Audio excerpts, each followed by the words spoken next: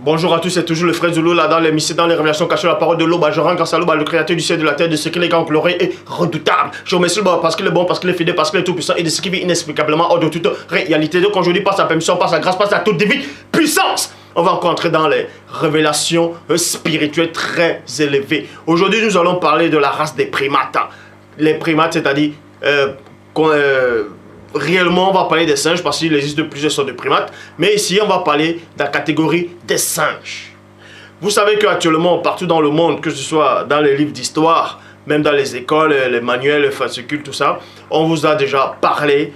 Et en tout cas, cet homme-là, le seul Néphilim qui était venu, qui était possédé, connu sous le nom de Darwin, vous a fait comprendre, en tout cas, selon sa théorie, que l'homme venait du singe. Donc, que c'est l'évolution. Et si l'homme venait du singe, la logique veut qu'il n'y ait plus de singe. Actuellement, si l'homme vient du singe, puisqu'il y a eu évolution. Mais bref, maintenant, on vous parle de la soi-disant première personne qu'ils ont retrouvée, connue sous le nom de Lucie. On va vous donner la véritable définition du mot Lucie dans cet enseignement-ci.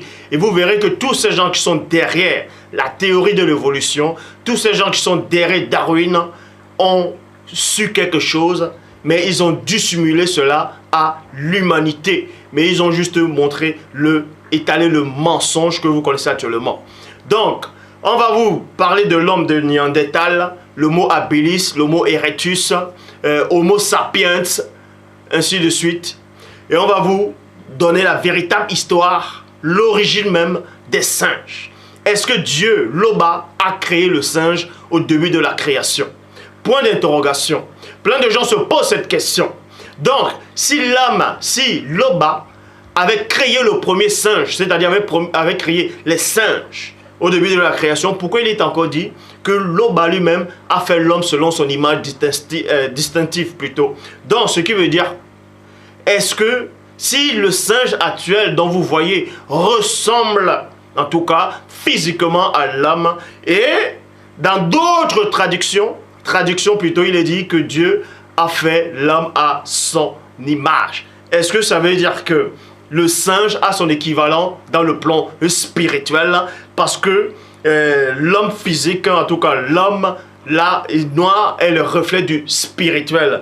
Et si le singe, actuellement, que ce soit le grand singe, ressemble aux hommes, est-ce qu'il y a, comme j'ai dit, l'équivalent du singe dans le monde spirituel? Ça, c'est encore un point d'interrogation. Parce qu'il est dit dans Proverbe 19.2 que le manque de science n'est bon pour personne. Et dans Proverbe 25.2, la gloire de l'Oba est de cacher des choses et la gloire des rois est de sonder des choses. Donc, les scientifiques, les archéologues ont sondé les mystères même de la création. Ils n'ont rien su. À part quelques-uns qui sont entrés dans l'Afrique ancestrale, ils ont découvert un secret, l'origine même du singe, l'origine même de l'humanité, l'origine de certains animaux. Mais ils ont dissimulé cela au monde. Ils sont venus vous raconter des barlivaines, des mensonges. Donc je suis là pour rétablir la vérité authentique, originelle. Donc, est-ce que l'homme descend du singe? Plein de personnes posent des questions. Mais est-ce que la Bible que vous possédez parle des singes dedans? Oui, la Bible parle des singes. Avec le mot singe apparaît dans la Bible. Et on va vous le montrer. Et c'est là vous verrez qu'il n'y a qu'un seul enseignant. Un seul qui détient la connaissance absolue. Les mystères cachés. C'est celui qui est en face de vous. Donc pour ça, toi qui me regardes, peu importe où tu es assis, peut-être sur ton canapé, devant ton light-up, ce que tu es en train de faire, écoute attentivement cet enseignement et vous verrez. Donc pour ça, je vous exhorte de vérifier dans 1 Roi, je répète, 1 Roi, chapitre 10 au verset 22. Dans la Bible de Jérusalem, il est dit ceci. En effet, le roi avait en mer une flotte de Tarsis avec la flotte d'Iram. Et tous les 3 ans, la flotte de Tarsis revenait chargée d'or, d'argent, d'ivoire. On sait que l'ivoire, c'est les trompes des éléphants. D'ivoire, de singes. Eh oui, de singes et de guenons. point. Donc vous vérifiez ça, je sais qu'actuellement ça vous étonne là. Oui, c'est dans 1 Roi chapitre 10 au verset 22. Tandis que dans d'autres versions, dans 1 Roi 10, 22, le mot singe toujours apparaît, mais à la fin on ne met pas guenon, on met une espèce d'oiseau. Le faon, ainsi de suite, une espèce d'oiseau. Mais dans la Bible de Jérusalem, c'est le mot guenon qui apparaît à la fin du singe. Donc je répète dans 1 Roi chapitre 10 au verset 22, dans la Bible de Jérusalem, il dit, en effet, le roi avait en mer une flotte de Tarsis avec la flotte d'Hiram. Et tous les 3 ans, la flotte de Tarsis revenait chargée d'or, d'argent, d'ivoire, de singes et de guenons. Mais pourquoi cette flotte-là revenait, on va dire, normal, ça revient avec les trésors, c'est-à-dire de l'or, de l'argent, de l'ivoire. L'ivoire dont le braconnage a toujours existé depuis l'ancien temps. Et ensuite, maintenant, on vous dit des singes et des guenons. Pourquoi des singes et des guenons dans ce bateau-là, dans ce navire-là? Qu'est-ce que ça représentait réellement? Pour ça, vous devez d'abord savoir la signification du mot guenon. Un guenon, c'est quoi? Un guenon, c'est quoi? Un guenon peut désigner un ancien nom de petit singe, Sécopithèque, et des femelles des chimpanzés. Donc, les guenons d'abord étaient connus d'abord sur les premiers primates, c'est-à-dire quelques primates, c'était des petites primates, c'était des petits primates, vous voyez, des petits singes, c'était des guenons. Mais maintenant, dans l'époque actuelle, le guenon est connu sur l'appellation, c'est-à-dire la femelle du chimpanzé. Traduction. Maintenant, il y a un film qui était sorti aussi récemment, connu sous le nom de Lucie.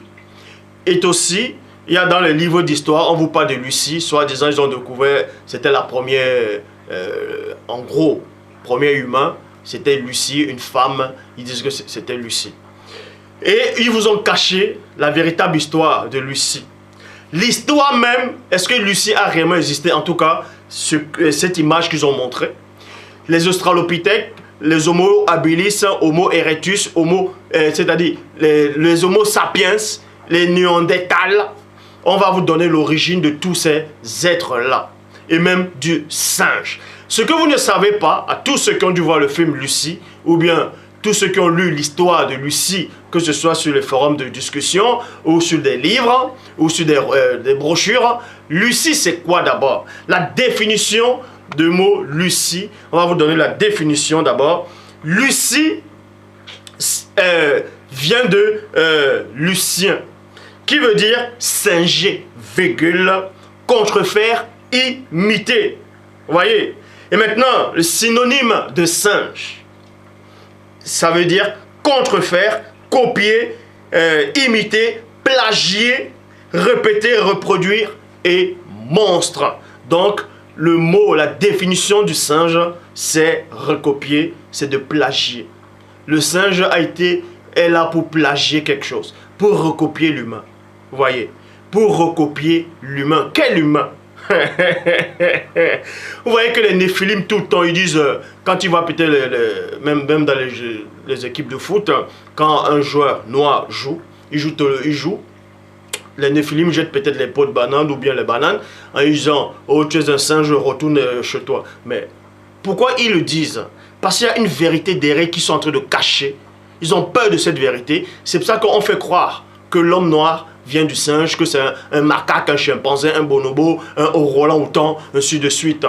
Et ça, c'est complètement faux. Je dis bien, c'est complètement faux. Même scientifiquement, ils ont démontré que l'homme noir n'a rien à voir, en tout cas les gènes de l'homme noir n'ont rien à voir avec les singes, avec les australopithèques, avec le Homo habilis, Homo erectus, les Homo sapiens, ainsi de suite. C'est plutôt d'autres races là. C'est les néphilim qui sont identiques, c'est-à-dire qui ont les gènes de ces singes-là. Et on va vous le démontrer même dans la Bible.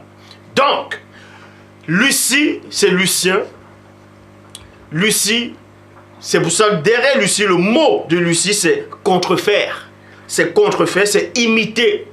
C'est imiter. Vouloir imiter le peuple de Dieu, vouloir imiter copier, vouloir mettre quelqu'un qui ressemble à ce que Dieu lui-même a créé, c'est-à-dire l'homme a créé le premier homme noir qu'il a fait du limon de la terre. Et le but de Lucie, de Darwin, des scientifiques actuellement, c'est pour tromper l'humanité, c'est pour mettre l'homme noir en arrière et faire croire des hérésies. Donc, on vous dit ici dans Genèse, chapitre 1 au verset 24, Bible, parole de vie. L'homme a dit, 2 points, que la terre produise toutes sortes d'animaux. 2 points. Animaux domestiques, petites bêtes et animaux sauvages de chaque espèce, et cela arriva. Point. Et cela arrive. Les animaux, les singes sont des animaux aussi. Voilà. Mais dans la Genèse, on vous dit que l'Oba, dans Genèse 1, 24, a permis que les animaux puissent être sur la terre. Est-ce que parmi ces animaux, il y avait des singes? On va dans Genèse chapitre 2, au verset 20. Genèse 2, 20. Dans la traduction Abbé Filion, il est dit ceci. Adam, c'est-à-dire Moto, appela tous les animaux d'un nom qui les était propre. Tous les oiseaux du ciel que les bêtes de la terre. Point. Mais il ne trouva point d'aide pour Moto qui lui fut semblable. Donc dans Genèse chapitre 2 au verset 20, on vous dit ici là que Moto, l'homme qui, c'est-à-dire le premier homme noir, a donné le nom à tous les animaux de la terre, que ce soit même les oiseaux du ciel et ainsi de suite. Mais il n'y avait personne qui lui ressemblait. Est-ce que vous comprenez? Il n'y avait personne qui ressemblait à Moto, c'est-à-dire à Adam, à cet homme-là universel. Or, on sait qu'actuellement les singes ressemblent, ont en tout cas la morphologie d'un humain.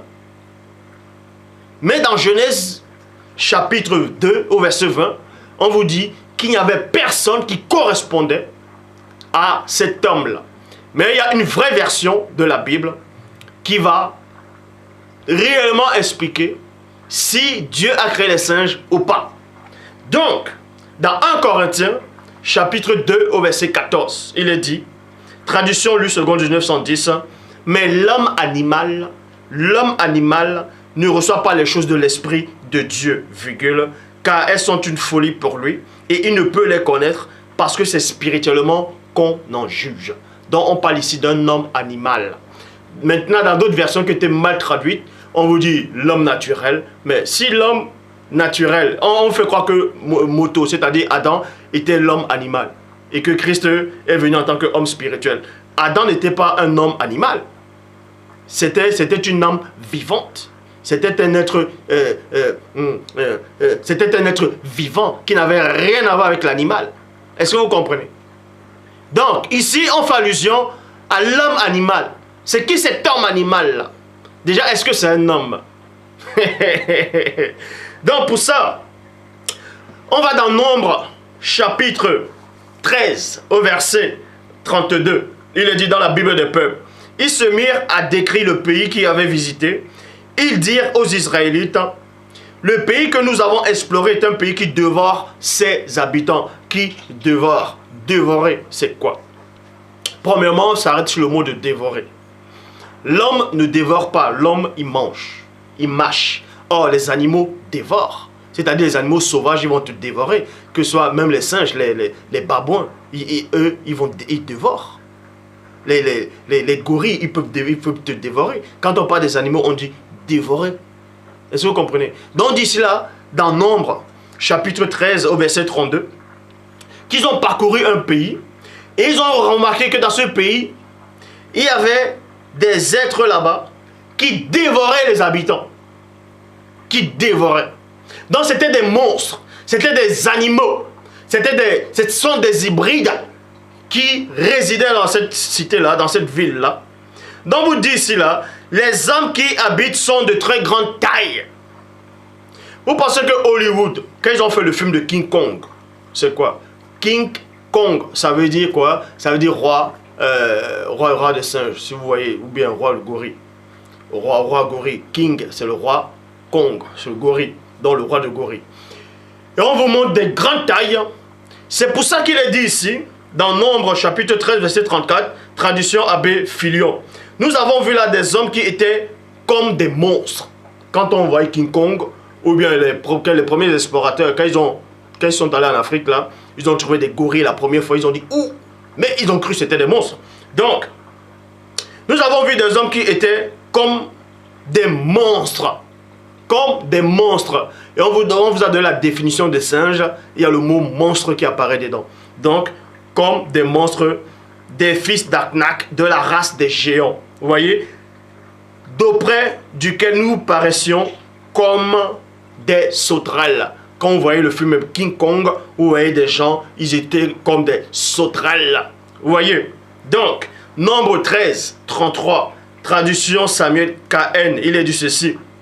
Dans Nombre 13, 33, là, nous avons vu les Néphilim. On vous apprend maintenant que ces hommes monstres-là, c'était des Néphilim. Et là, nous avons vu des Néphilim, enfants d'Aknak. Oui, des Néphilim. Nous étions à nos yeux comme des sauterelles, et tels nous étions à leurs yeux. Maintenant, on va. Le Vatican vous a caché quelque chose. Ils sont allés en Afrique, ils ont pris les livres, ils ont tout chamboulé, ils ont modifié, ils ont mis les contradictions, des erreurs exprès dedans. Ils ont même trouvé le livre d'Enoch, en tout cas la première version du livre d'Enoch, la bonne version, en tout cas c'est ce qui est sorti dans le livre de Yumé. Il y a plusieurs versions du livre d'Enoch. Et parmi ces versions du livre d'Enoch, on énumère comment les primates, c'est-à-dire comment certains démons sont apparus sur la terre. Et dans le livre, c'est-à-dire le livre des géants, c'est dans un livre d'Enoch, dans le livre des géants. On vous dit ici là, qu'il y avait 200 anges qui ont choisi des animaux sur lesquels exécutaient des actes contre nature. Dans livre des géants, chapitre 3, au verset 4 à 5. Il est dit ceci, que dans le champ, de chaque espèce animale, de chaque espèce d'oiseau, pour opérer des croisements. Donc, les anges déchus, ils sont descendus, ils ont couché avec les animaux. Est-ce que vous comprenez? Pour reproduire une autre création, à part celle que le Père lui-même avait créée. Donc, ça a créé des croisements. Livre de Géants, chapitre 4, au verset 2. Il est dit ceci. Il engendrait géants et monstres. Ils engendraient géants et monstres. Maintenant, dans le mystère caché, le livre, c'est-à-dire le mystère caché du monde mystique, dans le chapitre 9, au verset 4, il est dit ceci. On parle de l'origine et la naissance des démons animaux. Tout simplement, on dit ici, là, les anges déchus ont couché avec les singes. Vous voyez, on vous apprend que les anges déchus ont couché avec des singes. C'est de cette union avec les singes qui donna naissance à ce que vous appelez Australopithèque, Homo habilis, Homo erectus, Homo sapiens, et les Cro-Magnons, ainsi de suite. Les hommes néandertals, etc. Maintenant, la question est de savoir, les anges déchus ont couché avec les animaux. Non, les anges déchus ici ont couché avec les singes, des mammifères. Ils ont donné naissance aux australopithèques, que soit, disons, les scientifiques sont venus cacher en disant, non, les australopithèques, c'était des hommes qui venaient de... ce sont des hommes, ils ont évolué et c'est vous qui êtes sortis là actuellement. Mensonge. Les anges déchus ont couché avec les animaux. Et un autre groupe d'anges déchus ont couché avec les femmes noires. C'est pour ça que toute la progéniture des anges déchus, ils sont tous des frères. Est-ce que vous comprenez? C'est pour ça que quand on voit l'ADN d'un australopithèque, Homo habilis, Homo erectus, Homo sapiens, les singes, les macaques, les bonobos, ils ont l'ADN identique aux Néphilim. Ça, c'est prouvé scientifiquement. Or, il n'y a rien du noir dans ces ADN-là. Et ils le savent, ils l'ont même publié. Est-ce que vous comprenez? Donc les anges déchus ont couché avec les femmes noires. Ça a créé le métissage. Les autres races sont apparues. Tandis que d'autres ont couché avec les animaux. Et ça a créé des hybridations. Il y a eu d'autres qui ont couché avec les mammifères marins. Ça a créé quoi? Des sirènes des eaux. D'autres ont couché avec des chèvres, ainsi de suite. Ça a créé des satyres. C'est pour ça que vous voyez des monstres, des hybrides. Les onocentaures, les centaures, les satyres, ainsi de suite. Et ce que vous ne savez pas, c'est que ces mêmes anges-là, en tout cas ces mêmes anges-là, ils ont couché, en couchant avec certaines espèces de certains animaux, ça a créé des primates. Ça a créé ce que vous appelez des grands singes. Et c'était toujours des néphilim. Ça a créé des grands singes. Ça a créé des grands singes. Mammifères. Et c'est plus tard encore qu'ils ont couché avec ces singes-là. Et que c'est par rapport à l'accouplement de ces singes-là avec ces anges déchus, ça a donné naissance aux Australopithèques, Homo habilis, Homo erectus, Homme néandertal. Et ils sont là, ils viennent dessiner. Ils font croire qu'ils ressemblaient aux Noirs. Et pourtant, on sait bien l'origine. Donc, les enfants des anges, ce sont les néphilim. Parce qu'au départ, Dieu a créé une seule race sur la terre. Toi qui es là, que cet enseignement, si te dérange ou pas, ça ne va rien changer. La vérité, elle est là. Et je parle comme les torpédas m'ont dit, c'est-à-dire les prophètes, comme dans l'ancien temps. Sans passer la pommade. Ça, c'est la véritable histoire de l'humanité. L'origine des espèces. Au commencement de la création de l'homme, il y avait... Dieu a créé un homme, c'est-à-dire moto. Il a créé l'homme du limon de la terre. Et le limon, il est noir, vous pouvez vérifier. Et comme j'ai tantôt dit, l'homme noir est le reflet du spirituel.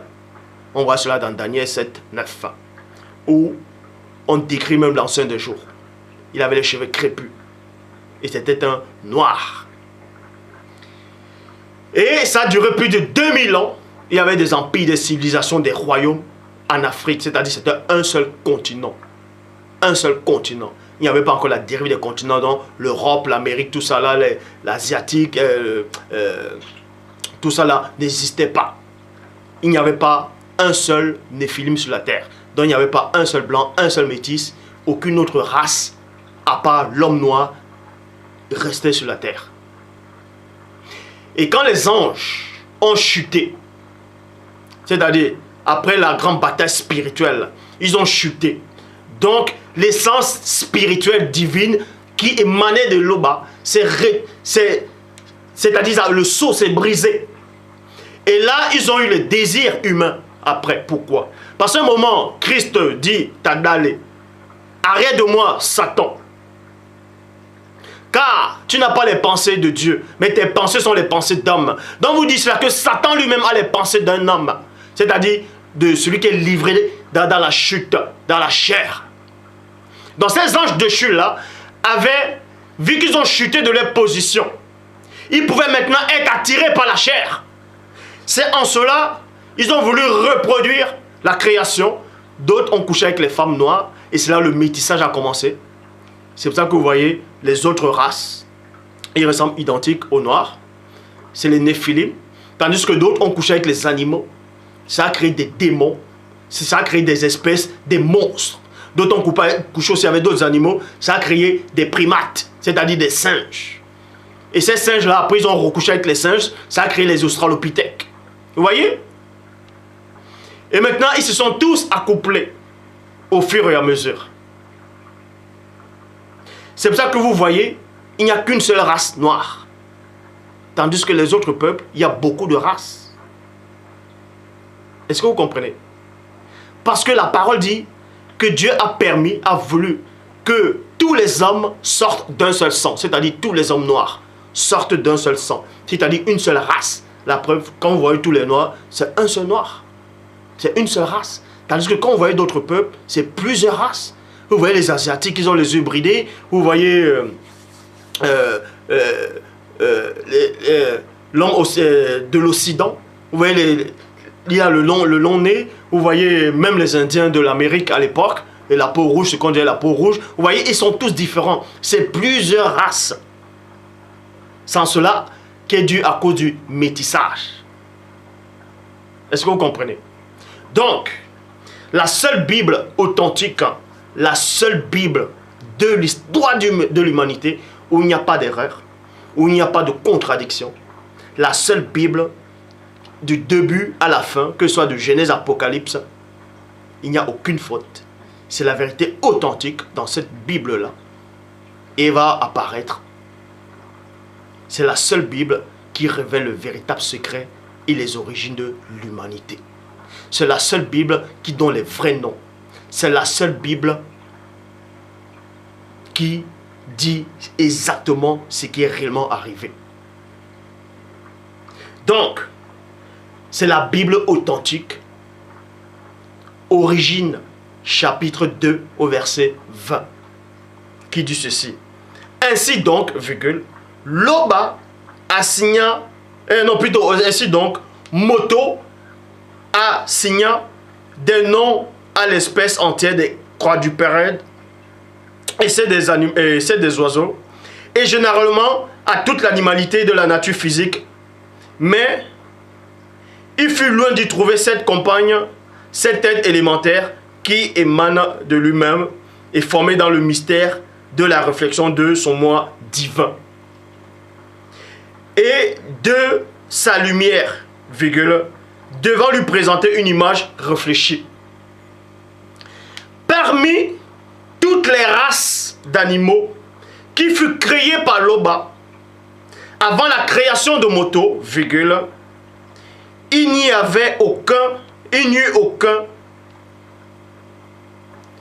aucun d'entre eux qu'il lui fut semblable, qui fut semblable à lui, point. Donc vous dit ici là, dans la Bible authentique, c'est-à-dire origine de 20, que parmi tous les animaux que Dieu a créés, il n'y a eu aucun animal qui ressemblait au premier homme.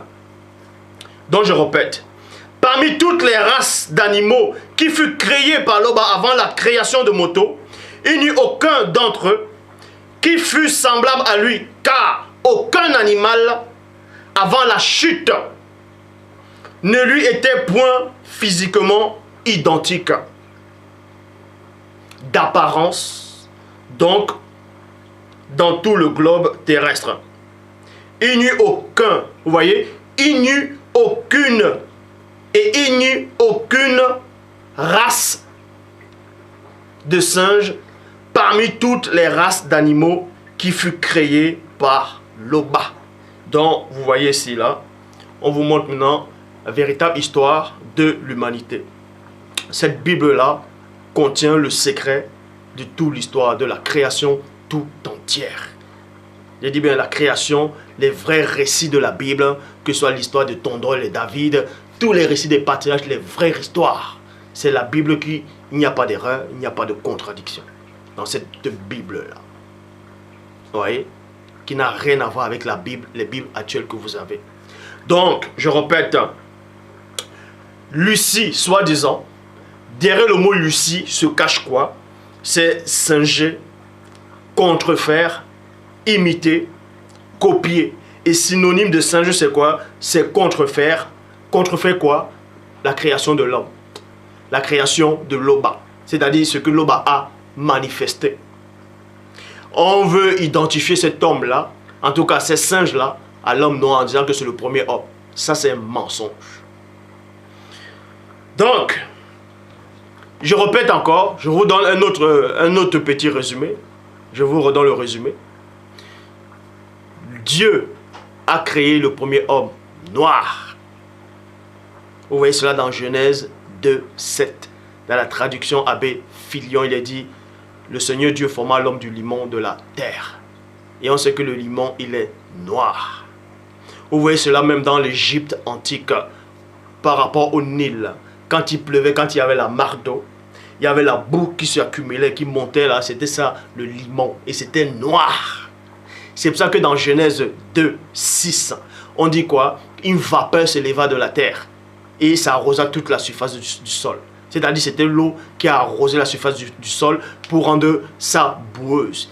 Vous voyez? Et c'était noir. C'est pour ça que dans le verset 7, on dit, il a pris à partir de cet argile-là, c'est-à-dire de ce limon-là, et non de la poussière, de ce limon-là, il a formé l'homme. Donc, la véritable histoire de l'humanité, en tout cas même du côté spirituel, c'est quoi? Dieu, que cela vous choque ou pas, dans sa préscience, a créé l'homme noir sur la terre. Pour que l'homme noir domine sur la terre, soit le maître absolu sur la terre. C'était ça, il n'y avait qu'une seule race. Parce que la spiritualité est une question de race. Donc l'homme noir seul devait habiter sur la terre. On parle de ça dans Job. À eux seuls, la terre leur fut donnée. Et nul étranger n'était encore venu. Donc Dieu a créé le premier homme noir. Il a dit à cet homme-là de se multiplier avec la femme aussi qu'il a manifestée, la femme noire, Ève, Mouton. Il a manifesté cette femme-là, il a dit, allez multipliez-vous, remplissez la terre. Mais une seule race. Donc, quand il dit remplissez-vous, remplissez la terre, c'était dans la pensée spirituelle, la terre devait être peuplée uniquement que des noirs. Les autres races ne devaient pas arriver sur la terre dans cette création-ci. Je sais que cet enseignement peut vous troubler, mais c'est ainsi. C'est la vérité authentique. Donc, mais on a néanmoins créé les animaux avant les hommes. Et parmi ces animaux qu'on avait créés, il n'y avait pas de singe dedans. Parce que l'homme seul était le modèle absolu. Qui correspondait, en tout cas le physique qu'il avait, il n'y avait aucun animal qui avait ce physique sur la terre. Et quand les anges déchus, en tout cas quand Satan a voulu prendre la place, soi-disant, a voulu être semblable à mon père, il a été expulsé. Donc ils ont chuté. Et quand ils ont chuté, un groupe d'entre eux, dans d'autres livres de Noch, on les appelle des Grégory, ils ont chuté dans le livre des secrets de Noch, chapitre 18 au verset 3.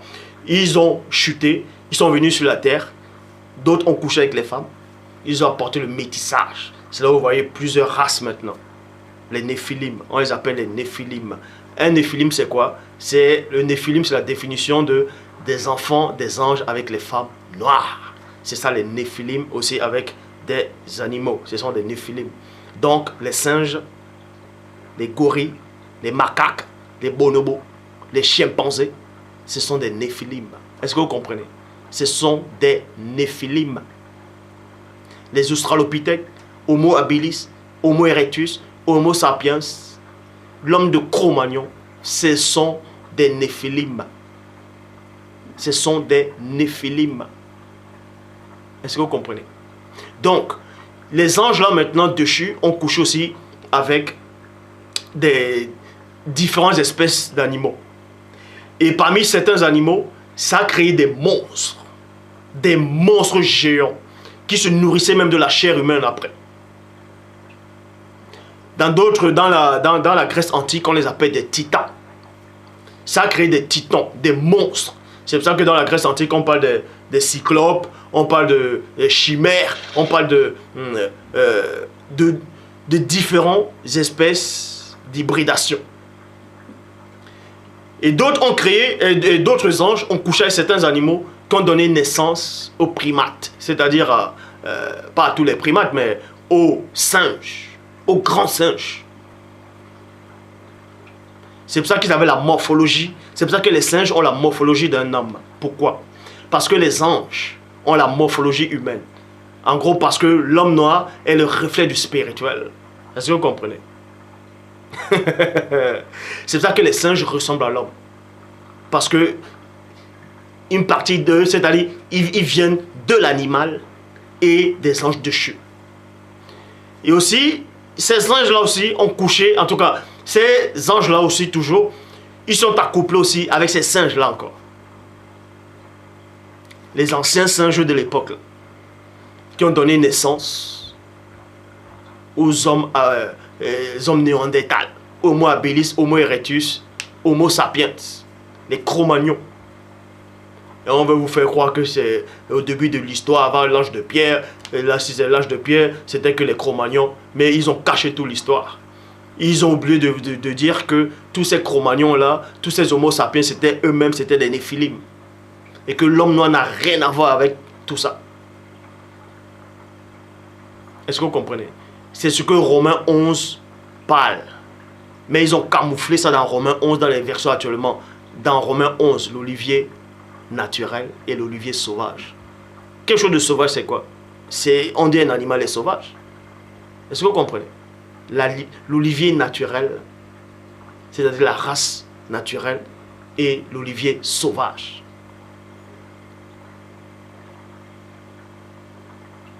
Donc, les singes que vous voyez, donc toi là, qui mange le singe, arrête de manger le singe. Toi qui manges le macaque, le chimpanzé, le bonobo, arrête de manger. Donc, si toi, peu importe la ville où tu es, noir, un néphilim t'insulte, tu te dis, oh, tu es un singe, retourne chez toi, que tu viens du singe. Dis-lui mensonge, que c'est toi qui viens du singe. Puisque le singe, c'est un néphilim. Je sais que cette vérité, si ça dérange, ça choque, mais je dois dire la vérité authentique, telle qu'elle est. Parce que je suis là pour apporter cette vérité. Et je ne mets pas de pommade. C'est fini ça. La véritable histoire de l'humanité, c'est ça. Et si l'Oba le permet, je parlerai aussi de la stratosphère. De ces expériences qu'ils font souvent à la NASA. Ou soi-disant, ils vous disent qu'ils ont des satellites qui sont là, qui tournent autour de l'orbite. Mais posez-vous la question.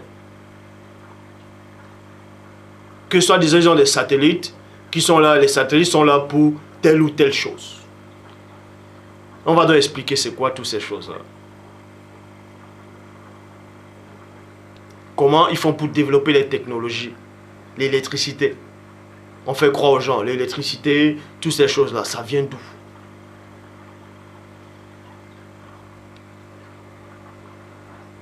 Donc, le Père s'est encore glorifié.